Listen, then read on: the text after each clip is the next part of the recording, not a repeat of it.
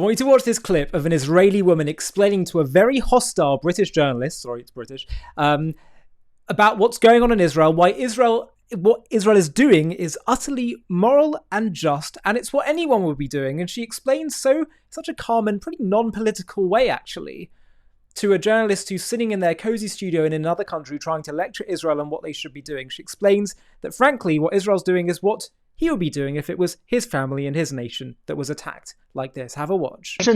With respect, my question to you is the recognition of Palestine by Western powers. Do you understand why this is taking place? Sir, let me explain something to you.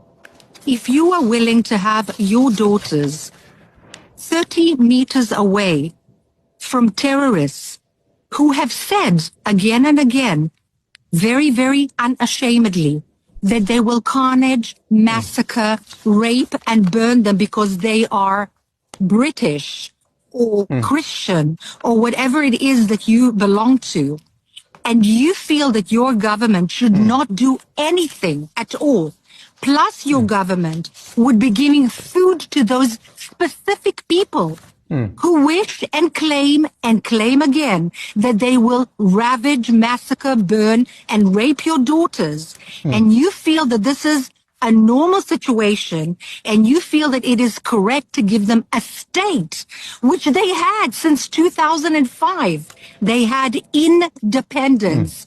Okay. And what did they do with that independence? They carnaged their own territory.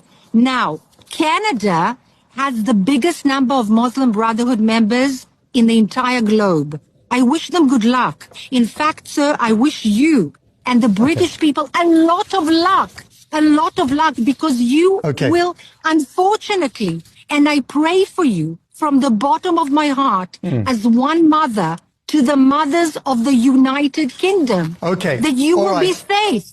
Because you are being overtaken by extremist Islamist forces. Okay. Thank you. That's enough. No, we can't have any more truth-telling right now. Oh, gosh. She is really good. I'd love to find out who she is, if anyone could tell me. Be great to know. But she really is able to just explain things, I think, in a very just clear and punchy way. And we need more of that right now, don't we? She says what I think people need to hear. And to be honest, this represents this dichotomy of someone in the UK saying, okay, well, stop being so explicit and politically incorrect. And an Israeli very calmly and straightforwardly just stating the truth.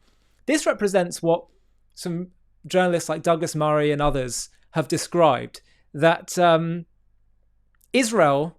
The reason why Israel is on the forefront of fighting this civilizational battle, and the reason why Israeli youth are so different politically to so many of the youth in the West, is because they can't afford to ignore the truth under the, comfortable banner of political correctness, which basically digs society's own grave.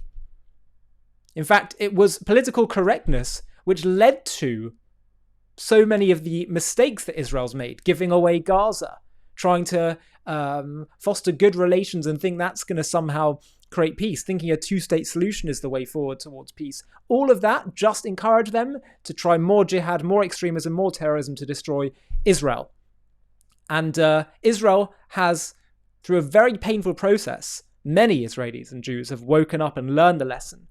They have to stare the truth in the face. They don't have the time, the luxury to be indulging in fantasies of political correctness. And as she rightly says, I pray that you don't get that same wake-up call, Britain. But in some ways, burying your head in the sands of the truth is inevitably going to lead to some kind of wake-up call. And I hope it's a relatively benign wake-up call. But it will be a wake-up call nonetheless in the West. And it actually reminds me of a lesson that I learned about maturity generally, because there's so much more maturity in their outlook in Israel among young people. And the lesson I learned is that maturity happens through necessity. There can be some people who mature very quickly when they're aged 10, and some people who don't mature until they're aged 40. So much of maturity comes down to necessity. whether you need to mature because of what life is demanding of you. And the same is clearly happening here with Israel. Israel has been forced to have a wake up to reality. This wonderful woman here has been forced to wake up to reality. And there's something I find pretty grotesque about the shaming and casting, indignation on Israelis and others fighting these just battles. Because, but look at the damage you've done, and why can't you be more peaceful? Why can't you? Because they're prepared to basically ruin other people's societies, ruin ways of life, simply in order so they can look good in the eyes of some, in the eyes of their, London or urban dinner parties, whichever Western city they're in. It's pretty grotesque, isn't it? This need that we see in the Western world among certain elitist classes to prioritize looking good over actually doing good and speaking the truth. So good on this Israeli woman. And frankly, she is just like so many Israelis who just see the truth plainly, straightforwardly, and can't be blinded anymore to it, to the lies. Before we finish, I just want to share with you something really important. We are told that Israel's actions are the cause of the Israeli-Arab conflict, but we've just released a groundbreaking documentary proving that Arab Islamic Jew hatred far predates Israel's re-establishment. This is a critical fact that everyone needs to learn about.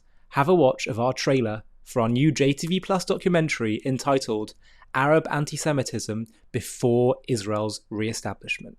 Picture yourself, it's 1834 and you're a Jew living in Tzfat, which is a northern city in Israel, then under the Ottoman Empire. Your family is part of this ancient city's spiritual heart for generations. You study Torah, you trade in the market, and live quietly among your Arab neighbours. But one day, a mob storms your street, shouting, "Kill the Jews!" Your home is looted, your synagogue burned, your loved ones beaten.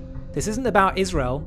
Israel won't exist for 114 years. This isn't about settlements, the IDF, or the 1948 displacements. This is raw, violent hatred aimed at you for being a Jew. And it's not just in Palestine, it's part of a centuries-old story of anti-Semitism woven into Arab and Islamic history, from the dawn of Islam to the streets of Hebron. The claim that this conflict began with Israel's creation, the Nakba, or modern policies, is a farce, a distortion that collapses under history's magnifying glass. Welcome to JTV Plus. I'm Ollie Annisfeld, and today we're uncovering a history too often buried, the relentless anti-Semitism among Arabs in Palestine before 1948, rooted in a broader Arab and Muslim hostility that began with Islam's inception in the 7th century.